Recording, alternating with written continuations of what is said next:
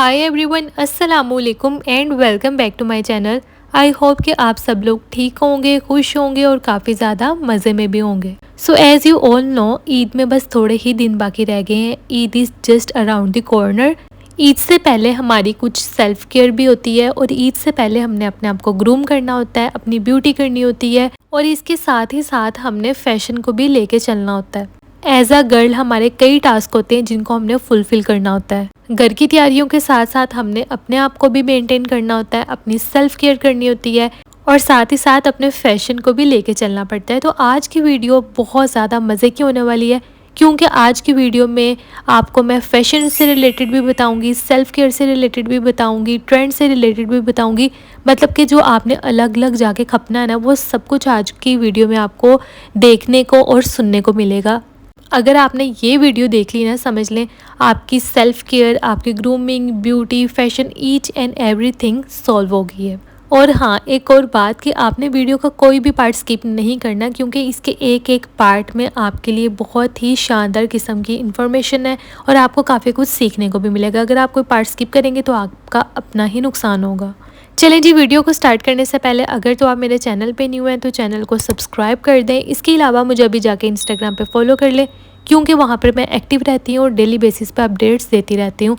Link आपको description box में मिल जाएगा। So let's get start. Eid की सेल्फ केयर में जो सबसे पहला टास्क या सबसे पहला काम होता है एज अ गर्ल, वो ये होता है कि हमने अपनी आईब्रोज बनवानी होती है, साथ ही अपने अपर लिप्स के हेयर को रिमूव करना होता है और इसी तरह से फेशियल हेयर को रिमूव करना होता है। तो यहाँ पर सबसे पहले तो मैं बात करने वाली हूँ आईब्रोज़ की और अपर लिप्स की। इसके लिए यहाँ पर मेरे पास ये कुछ चीज़ें पड़ी हुई हैं, आप घर पे भी कर सकती हैं इसको अगर आपको करनी आती है। अच्छा, ये जो प्लकर है इसको हम ट्विज़र भी बोलते हैं। इसकी हेल्प से भी जो आप जस्ट एक्स्ट्रा हेयर्स होते हैं ना आपकी आईब्रोज़ को, उनको रिमूव कर लें तो आपकी एक नीटनेस आ जाती है आपकी आईब्रोज़ पे। बाकी जो जिस तरह से शेप को सेट करना होता है वो कोई प्रोफेशनली ही कर सकता है। अगर तो आपको करनी आती है तो आप घर में कर सकती हैं, मतलब अगर आपने सैलून वगैरह का काम सीखा हुआ है। अदरवाइज़ आप रिस्क ना लें और सैलून से करवाएं ये काम। अपर लिप्स आप घर में इजीली कर सकती हैं। उसके लिए आप थ्रेड भी यूज़ कर सकती हैं अगर आपको थ्रेडिंग करनी आती है। अगर आपको थ्रेड चलाना आता है तो आप अपर लिप्स के हेयर को रिमूव कर सकती हैं या फिर आप यहाँ पर वैक्स के साथ भी अपने हेयर को रिमूव कर सकती हैं और इसके अलावा आप टिंकल रेजर से भी कर सकती हैं। अच्छा, उसके बाद हम आ जाते हैं बॉडी हेयर्स की तरफ क्योंकि जो बाजुओं के और टांगों के हेयर होते हैं ना, जो विजिबल हो रहे होते हैं या नज़र आ रहे होते हैं और अच्छे नहीं लगते हैं, उनको आपने कैसे रिमूव करना है। उसके लिए आप वैक्सिंग कर सकती हैं, बट आपने कभी भी ईद के पास जाके वैक्स वाला काम नहीं करना। ईद से तकरीबन 5-7 दिन पहले ही अगर आप वैक्स वाला काम कर लेंगे ना तो आपकी स्किन पे इरिटेशन नहीं होगी। और अगर आप एंड पे जाके करेंगी, जब आपने मेहंदी भी लगवानी होगी और बाकी सब चीज़ों को भी देखना होगा, तो फिर आपकी स्किन के ऊपर इरिटेशन भी हो सकती है और साथ में आपकी स्किन के ऊपर कोई बर्न भी हो सकता है। तो ये काम आप कम से कम 5 दिन पहले करवा लें या फिर 1 वीक पहले करवा लें। ज़रूरी नहीं है कि आपने करवाना है सैलून जाके, आप इसको ईज़िली घर पे भी कर सकती हैं। अगर आपको वैक्स करनी आती है, वैक्स करना कोई मुश्किल बात नहीं है, बहुत ईज़िली आप इसको घर पे कर सकती हैं। जस्ट आपने वैक्स लेनी है, स्पैचुला की हेल्प से इसको अपने बाजुओं पे या टांगों पे, जहाँ से भी आपने हेयर को रिमूव करना है वहाँ लगाएं और इस तरह की आपको वैक्स स्ट्रिप्स मिल जाती हैं बाज़ार से, जिसकी हेल्प से बस आपने उतारना होता है वैक्स को। बाकी सब चीज़ों के साथ साथ आपने अपने हाथों पाँव का भी ख्याल रखना है, उनको इग्नोर नहीं करना है। उसके लिए सबसे पहले तो आप मैनी पेडी कर सकती हैं। घर पे रहते हुए आप मैनीक्योर कर लें, पेडीक्योर कर लें। मैं काफ़ी वीडियोस में बताती रहती हूँ आपको, बहुत इजी है मैनी पेडी करना। उसके अलावा आप अपने हाथों पाँव का मसाज कर सकती हैं, कोई भी मसाजर ले लें, उसके साथ अपने हाथों पाँव का इस तरह से अच्छी तरह से मसाज करें।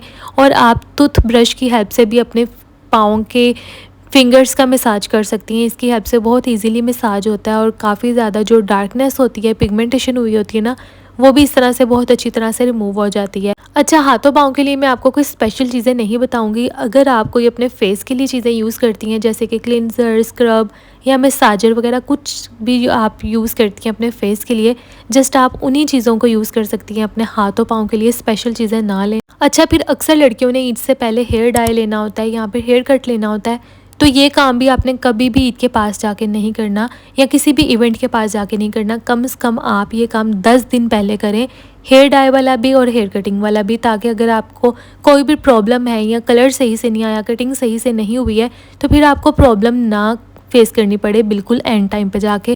बल्कि आपके पास इतना टाइम हो कि आपकी वो जो प्रॉब्लम है ना वो सॉल्व हो सके। तो हमेशा 10 दिन पहले यहाँ पे 1 वीक पहले ये काम करें।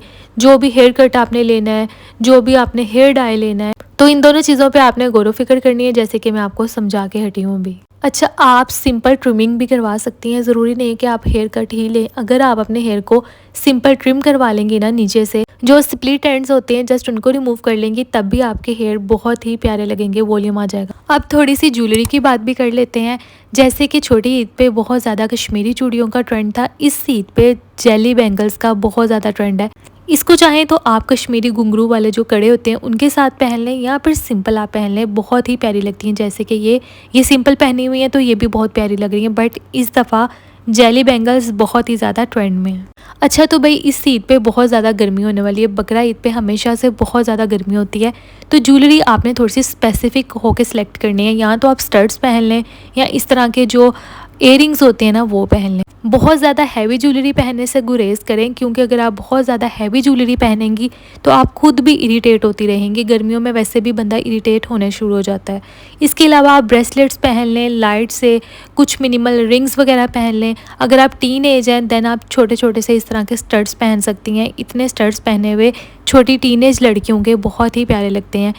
इसके अलावा आप इस तरह के इयरिंग्स भी पहन सकती हैं जिसमें फ्लावर वाले इयरिंग्स बहुत प्यारे लगते हैं। कोई पर्ल वाले पहन लें, कोई स्टोन वाले पहन लें, और साथ में आप इस तरह के लॉकेट सेट पहने। बस इससे ज़्यादा आपने हैवी ज्वेलरी नहीं पहननी है। हेयर स्टाइल कैसा होना चाहिए थोड़ी सी उस पर भी बात कर लेते हैं। उससे पहले आप ये हेयर कैचर्स चेक करें, कितने ज़्यादा खूबसूरत हैं, पिंटरेस्टी हैं, बहुत ज़्यादा ट्रेंड में है। कोरियन हेयर कैचर्स हैं, इनका कलर नहीं फेंट होगा, प्लस ये टूटेंगे नहीं, बहुत अच्छे हैं, मज़बूत वाले हैं, और गर्मियों में ये आपके बहुत काम आने वाले हैं। वो कैसे, इस ईद पे भी बल्कि ये बहुत ज़्यादा आपके काम आएंगे। चलें आए मैं आपको बताती हूँ। इसमें बहुत ज़्यादा वैरायटी मौजूद है हमारे पास। अगर आप लेना चाहते हैं तो हमसे इस नंबर पे कांटेक्ट करें, या फिर इंस्टाग्राम के इस पेज पे आके कांटेक्ट करें। बहुत ही रीज़नेबल प्राइस में 250 से लेके 300 की रेंज में आपको ये हेयर कैचर्स ईज़िली मिल जाएंगे हमसे। पिंटरेस्ट पे तो आपने इस तरह के कैचर्स देखे होंगे, हर तरफ भरे हुए हैं, बहुत ज़्यादा ट्रेंड में है। चलें आए बताती हूँ कि आपने इनको कैसे स्टाइल करना है इस ईद पे, ताकि आप गर्मी से भी बच सकें और आपका एक प्यारा सा हेयर स्टाइल बन सके। सबसे पहले ये वाला हेयर कैचर देखें, जैसे कि कोरियन इंस्पायर्ड लुक होती है ना, बिल्कुल आपने वैसे बन बना के, जूड़ा बना के इस तरह से कैचर को पीछे लगा लेना है। बहुत ही क्लासिक लुक आएगी, बहुत प्यारा लगेगा, प्लस आपको गर्मी भी नहीं लगेगी। देन ये वाला हेयर कैचर देखें, ये भी बहुत प्यारा है। ये सारे मेटल के हैं, बहुत अच्छे वाली क्वालिटी है इनकी। अच्छा, आप इनको खुले बालों पे भी स्टाइल कर सकती हैं, इसी तरह से आप बन बना के भी इनको स्टाइल कर सकती हैं। देन ये बटरफ्लाई वाला हेयर कैचर भी बहुत ज़्यादा ट्रेंड में है, इसी तरह से आप इसको बन बना के स्टाइल कर लें, खुले बालों पे स्टाइल कर लें। बट मेरा मशवरा ये है कि आप कुछ कोरियन हेयर स्टाइल बनाएं, इस तरह के बन बना के ऊपर से कैचर लगा लें, तो एक तो आप सुकून में रहेंगी, प्लस आपको बहुत ज़्यादा गर्मी नहीं महसूस होगी, और आपकी ईद बहुत आलीशान तरीके से, बहुत सुकून से गुजर जाएगी, बल्कि आपकी सारी गर्मियाँ ही।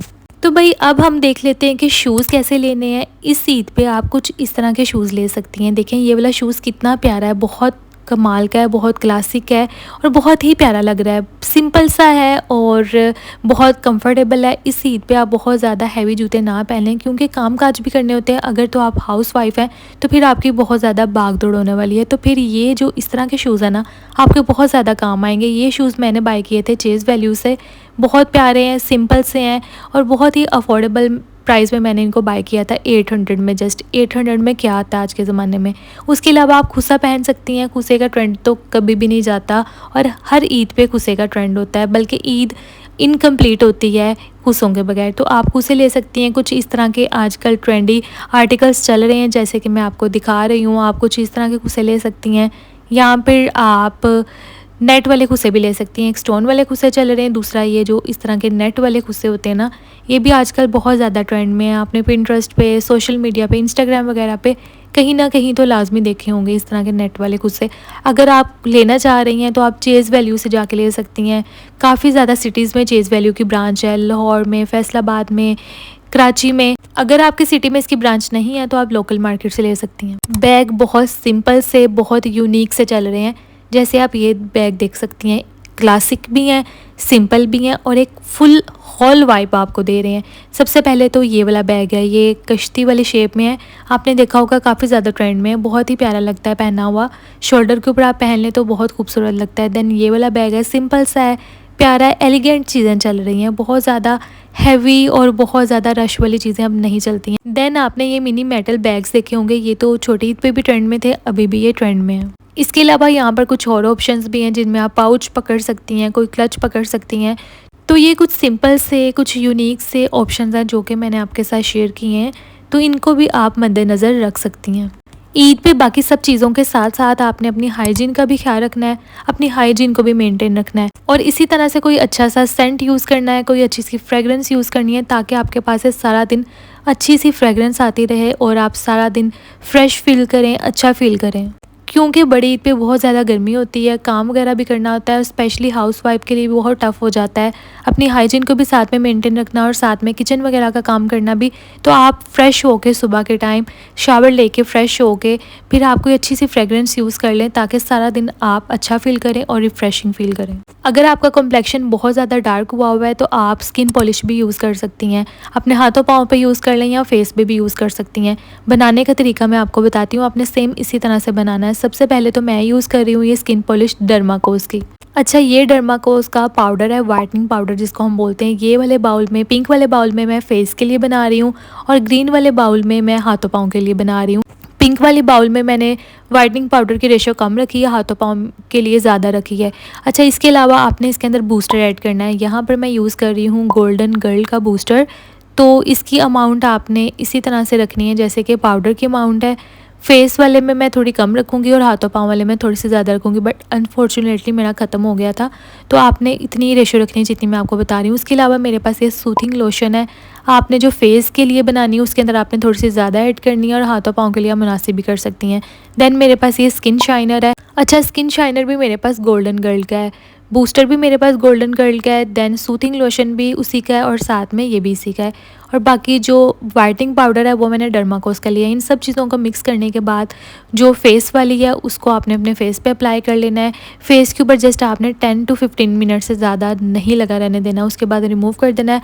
क्योंकि हाथों पाँव की स्किन थोड़ी सी हार्ड होती है, फेस की स्किन थोड़ी सेंसिटिव होती है। हाथों पाँव पे आप थोड़ी देर ज़्यादा भी चला सकती हैं, बट आपने फेस के मामले में आपने थोड़ा कॉन्शियस रहना है और इस तरह से आपने इसको यूज़ करना है। तो ये थी मेरी आज की वीडियो। आई होप कि वीडियो आपको अच्छी लगी होगी और इस सीरियल वीडियो आपके बहुत ज़्यादा काम भी आएगी। खुद भी इसका फ़ायदा उठाएं और दूसरों के साथ भी शेयर करें। मिलते हैं नेक्स्ट वीडियो में, तब तक के लिए अल्लाह हाफिज़, टेक केयर एंड बाय।